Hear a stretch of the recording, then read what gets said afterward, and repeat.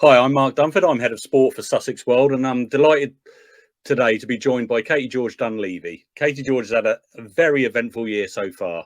At the end of May, Katie and her pilot, Eve McChrystal, who represent Ireland, fell in the World Cup in Italy, and she shattered her collarbone, needing a plate, mesh and 6 screws to put it back together again. 6 days after the operation, the 42-year-old was back on her bike, determined to compete for a medal in Paris. And she succeeded, winning silver in the 1,000-metre time trial with McChrystal and gold in the 48-kilometre with Linda Kelly. This was the third Paralympic gold time trial medal that Dunlevy has won. Katie then competed in Zurich in the first combined para and able-bodied World Road Championships. Dunlevy and Kelly rode a masterful 30-kilometre time trial, winning by over a minute before winning the 84.7-kilometre road race by more than a minute as well. This meant the Irish star retained her double gold championship wins from Glasgow Worlds. So, Katie, first of all, congratulations. How are you? And first of all, can we see your medals? Yeah, I'm good. I'm busy at the moment. Here's that's my gold medal from the time. Oh, wow. Oh, that looks amazing. Is it heavy? Yeah. Yeah, they're 540 grams each. Yeah. Oh, incredible. Back, and that's the front. And every medal has a piece of the Eiffel Tower. Oh, that's right. Yes, I did see that. Oh, wow. Gold, and then there's silver medals, which is lovely. The gold one looks much better, doesn't it? Excellent. How do they compare design-wise to the Rio ones, do you think? Rio and Tokyo, they're all different. Yeah. The Tokyo ones are the same weight, really, and the Rio ones are a bit lighter. But they've all got kind of a really nice design of their own. These are how they catch the light, though. They're gorgeous. Yeah, and how do you display them at home? Well, see, these ones are just at the moment being carried around and shown around, so they haven't really actually sat down for. They're actually getting a bit worn already, you wouldn't believe. But the other ones are would be in the attic a lot of the time. At my mum and dad's home. My father's worried that someone will come and take them, so he puts them up in the attic. No, fair enough. No, good way to hide them. I had them in my sock drawer. That's where he's. You took them around Crawley recently, didn't you, at the Emerald Club? How was that afternoon? Yeah, lovely. I was there last weekend. Really, really nice. Good gathering actually, and lots of people came to see the medals and to chat, and that was lovely. And I'm going around a few schools in Crawley coming up as well. My sister's children's school, and then they're in Haywards Heath. Well, they're in Burgess Hill, and Burgess Hill, and then I will be going to Bramblety in East Grinstead in a few weeks' time as well, and then probably other schools around. So I'm very popular. Yeah, do you enjoy that part of it? Yeah, I love it actually. Yeah, I love it. Yeah, I really love it. I enjoy it, and I love just seeing the faces of the kids, and they ask really good questions. Sometimes they're really funny. So no, I get really, and I enjoy seeing their how their reaction to the medals. Yeah. Oh God, there's a lot of pressure on me to ask good questions now, isn't there? So yeah. So when you look back on the summer you've just had and the year you've had, really, have you achieved what you wanted to achieve? I've surpassed really. When I broke my collarbone, I didn't really give up hope or anything. I didn't lose positivity that I have and optimism, and I knew I'd be in Paris, but whether I get gold and 2 silver I wasn't sure if I could retain my title, because the 2 time trials I had this year, I had actually lost. One I raced with Linda and we lost to a Great Britain bike, and then one I lost with Eve a few weeks later and I lost to a Great Britain bike. But I kind of didn't give up hope, and I can't. And even the silver on the track, we have no velodrome in Ireland, so we go abroad, and we were really up against it. I just thought I would be lucky to get into the medal ride-offs, and to come away with silver is like a gold. So actually, even that is a silver, it is like a gold for us, and we were so close to getting a gold still. But just the challenges I've had this year, I've been training hard though. When I broke my collarbone 6 days later, I was on a bike training indoors. Until 6 weeks later, I was outside, but I was indoors training and doing everything that I could do. So it's all about controlling what you can do. There's a lot of things I couldn't do with one arm, but there was plenty of stuff that I could do. And so I was focusing on what I could do and just working incredibly hard. And then as soon as I was out on the moving bike and on the track in the velodrome with Eve, out on the moving bike with Linda, I just kind of worked really hard and I had to really kind of catch up in a way. And yeah, so I didn't lose faith, but I never thought that I would come away with all these medals, especially the double world championships a few weeks later. Because when I got back from Paris, I got COVID, so I was unwell before the world championships, and then to return to Linda, we were just like, it was just like a dream, really. Yeah. So at no point did you think this isn't going to happen for me this year because of the collarbone? You just always thought I'm definitely competing. Yeah. No, because it's the collarbone. I just thought, and I did need an operation, like you said. I did plates and pins. It was shattered, and I was in agony at that time. I did think, oh, how am I going to do this? Like, it's only 3 months, and I should be training really hard this month, and I was kind of like not able to because I was trying to recover from my operation, and there was a lot of pain. So I was kind of going, oh, how is this going to happen? But I always thought I will do all I can do is my best, and I will be there in some shape or another. What condition I'll be in, I don't know, but I have got time as well, and I was kept on getting told I had time. So I believe. I just thought with those training camps that I had and the time I had training here, I just would just give it everything, and that's all I can do. So it's just what you can control and kind of going. All you can do is your best, and I'm one to go give my all and not sit around and do nothing. I'm not one to really work hard and everything. So I just thought, just carry on doing what I've done in the past and just work on everything that I can. Now, looking at the Paralympics, you won silver with Eve, and that was her last ride as your pilot. How was it? Quite an emotional race? Yeah, so before that, you don't really think about it. You're not like, we didn't talk about it or anything, and we were just focused on what we were doing and then preparing for the races. As I said, I was unwell after Paris, but I was also unwell in the village in Paris. My first 3 days, I was in bed, and Eve had to move into another room to isolate, so I had to isolate. Yeah, so we missed 2 of the 4 track sessions we had in preparation for the racing in Paris, which was not ideal. And I was again going, oh my goodness, am I going to become well enough to race? And am I going to be able to get the power out, and that I can get out, that I need to get out for that short race, because it's only 1K, and the other one then is 3K that we won the silver medal in. So that was mentally hard as well. Had to try and recover from that and get back training. So we didn't really think about it. It was all really focused on preparing and doing the training sessions, getting them under our belt, getting used to the track, because every track is different, and then making sure the bike's okay. And then we just focused on we did the racing. You were kind of like, you're in like blinkers, really. You're just kind of in tunnel vision, preparing for that race, doing it. It was only after that we realised, and like, to get that silver medal for our last race together and Eve's last race with me, and was just amazing. It's just like a fairy tale, really.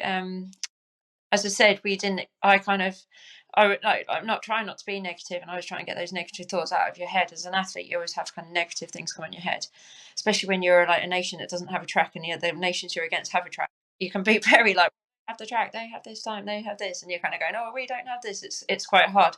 But I kind of just thought, right, just use our experience that we've had in the past and just do what we've done before. And we've had good training under our belt, and like, we're in good shape, and Eve was absolutely flying as well. So it was just kind of going, right, let's just do what we can. And it was only after that we really realised it was quite emotional. Eve was very emotional after that, but we were just delighted to get that silver medal. It was just textbook, really, and I'm just so happy for her after her 10 years of dedication to the sport, because a hard sport. You have to put a lot of hours in, and she'd be training at 5 a.m. to get the sessions done, or in the evening around her children and work at times, getting the sessions done. She's such a driven individual, and she's just given her life. So I was just so glad that she could finish with a silver medal on the pursuit in the Paralympics. And then you moved over to Linda. What are the main? What's it like changing pilots, and are there big differences between the two? Oh, it was definitely a challenge, because myself and Eve were so used to each other at that point. So when we changed pilots a few years ago, it was a real challenge for us both. And yeah, it's like Linda and Josie were kind of development riders on the squad, so they had to learn an awful lot. But I think they were lucky in that they had me and Eve for experience, and we were on the bikes with them as well. So I was kind of I boss Linda around sometimes, but I was just telling her what to do.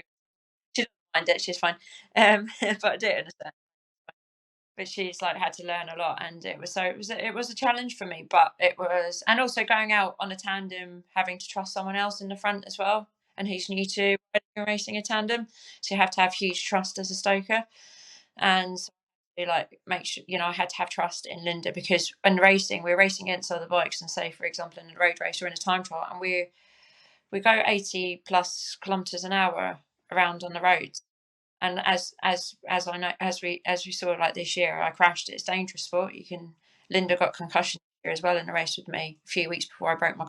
So it's a dangerous sport. So I have to have that trust. So I had challenges there with someone new on the front of the bike, Linda, but it was a good challenge, and I think it came at the right time for me. I needed it after Tokyo.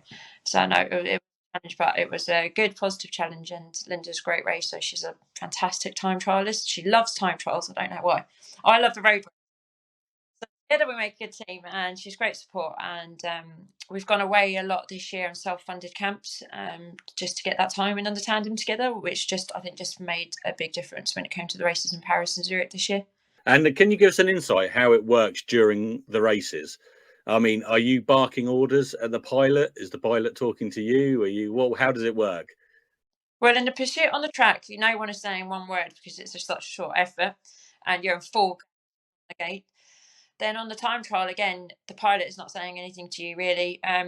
Sometimes they do. They might tell you how much to go in the race because it's a timed effort. So they might say 3K to go, 2K to go, or 5 or 1K. They might just tell you the latter part of the kilometers to go. So you like, right, empty it, right, coming to the end.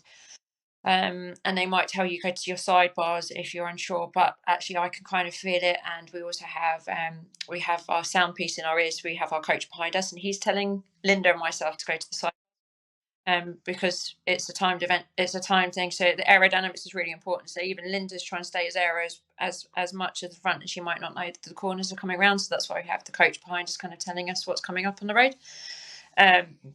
So yeah, again, they don't really say anything, but in a road race, a bit more communication at times. That's when you can kind of talk about it's kind of communication both ways. But you're not too much you can say really. You're like working hard. You can't really sometimes. It's hard to breathe sometimes, but there's in the road race, there's times when it's a bit lull in the race, and you might be talking through what's happening or what's going on or what you're going to do. Yeah. Okay. So the World Road Championships is the first combined able-bodied and para event, wasn't it? How nice was that? And does it help raise the profile of? Yeah. So last year in Glasgow was the first one, but they had track and road. So the track was good in Glasgow because it was on the same time as the able-bodied, so our races were combined. So spectators were like, it was packed out spectator wise on the track, and then in the pits it was really busy with all the able-bodied and the para athletes kind of preparing for their races. So that was really, do you know what? That was really good practice for this year in Paris, with the spectators having that noise and that, because in our World Championships we would never have that on the track. We might have just a few people, and that's usually my parents, and that's it. So it's very different to have a quiet velodrome racing to suddenly the noise is electric. It's like I remember in the pursuit in my last 2 laps that my eardrums hurt from the amount of just the noise of the crowds, because it was just such in a small enclosed space, and there were 6,000 people roaring because it was a final racing for the medals. And I just remember my eardrums and thinking, oh my goodness, the noise, wow. And so that was Glasgow had that as well as this year. And then unfortunately in the Worlds last year though in Dumfries, we were actually, so the able-bodied were racing in Glasgow and we were in Dumfries, so we were actually nowhere really like anywhere where they are, so we were spectators, we didn't have as many. But this year in Zurich we kind of started in the same place and we were on the same courses as them, and then we finished in the centre of Zurich like they did, so the crowds were amazing and it was absolutely fantastic.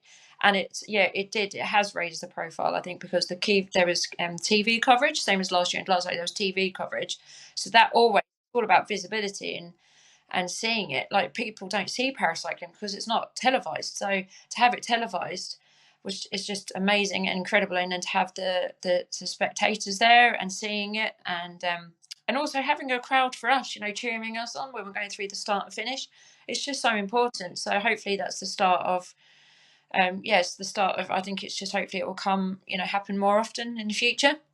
But change still needs to happen. But that was a good change, and that was really positive for our sport.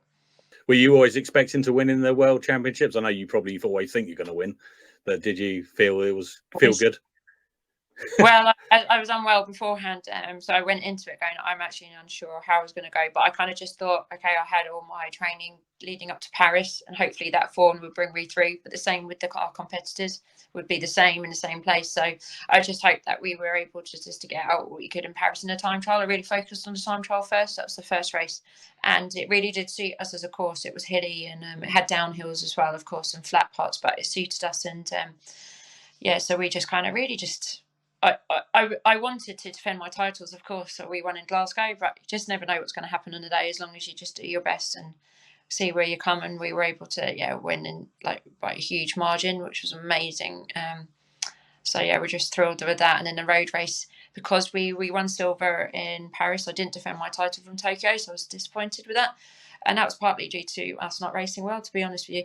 So I tried to make, sometimes when you lose, and we're still a silver medal, which is amazing after all the challenges. You could have fallen, we could have fallen on the bike, and we could have had mechanical. So I think all my family were happy to finish, for me to finish safely and to finish the race. So we won a silver, amazing. But of course I was slightly disappointed because I wanted to retain my title. I'm a competitor, I'm a racer.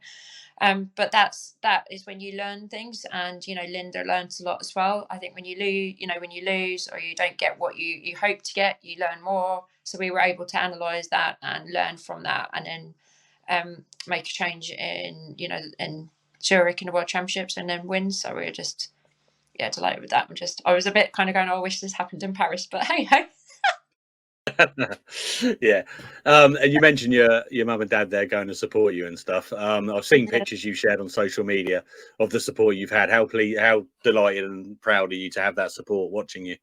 I'm just very lucky. I had a lot of my family in Paris in the velodrome and on the roads and the time trial.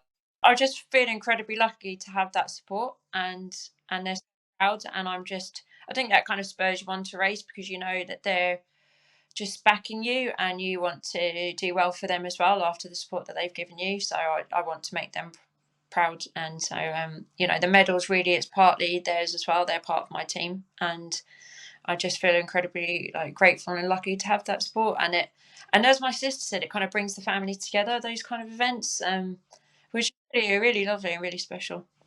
And so what happens now? What are you training for? And the next event? What is the next event?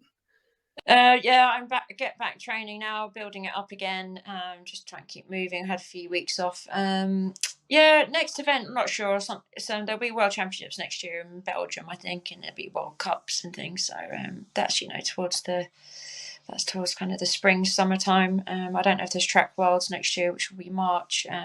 As I chat to my coach soon enough, but there will be things next year to prepare for. So I'll just start training for that now. So you have to put a lot of training in as a cyclist for like a race in May, June. You have to start training now really hard for it. So. Really? And how much is that per week? I assume it builds up as you get close to the event, but how much do you sort of do? Well, you build up now. You do a lot of base things, aerobic, to try and get your aerobic conditioning back, your base and base kind of fitness back up, and then you start doing intervals, kind of January, February. But you might do lots of strength work this time, this end of the year as well. But really, you're doing 6-7 days a week already. We'll start doing 6-7 days a week. It's all about consistency with cycling. You wouldn't have too much time off, you lose fitness. So it's just actually consistent. 6-7 hours, 6-7 days a week. Could be doing 4-5 hours a day. You're doing 20-25 hours per week a lot of the time. So it's huge amount of time. So you might be doing 15 to really 20, 15 at the moment when you build it up, and then you kind of you would ramp it up to 20-25 at times. So it's actually full time. You have to recover from that, and then you have to and then the next day you're training again. So eating's important, you're sleeping, recovery. You can't be walking around, you can't be going out, that kind of thing. So it's it's a lot of sacrifices, miss out on a lot of things. Yeah, and where do you train? Are you just riding around the roads of Sussex, or are you? Well, I train mainly indoors on a turbo, so that's one I'm trying to mentally get that again, because I'll be doing 3-4 hours indoors on the bike.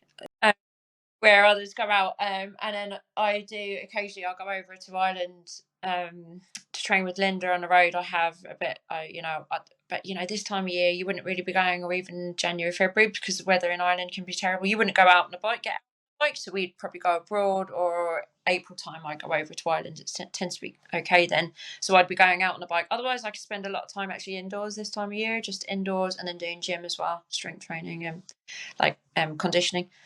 Brilliant. Well, thank you so much for joining us, Katie, and congratulations. It's been an incredible year, and I'm sure you'll be up for a few sports personality awards like you always are as well. Oh, thank you, Mark. Thanks so much. Excellent. Thank you very much. Take care. Bye. Bye.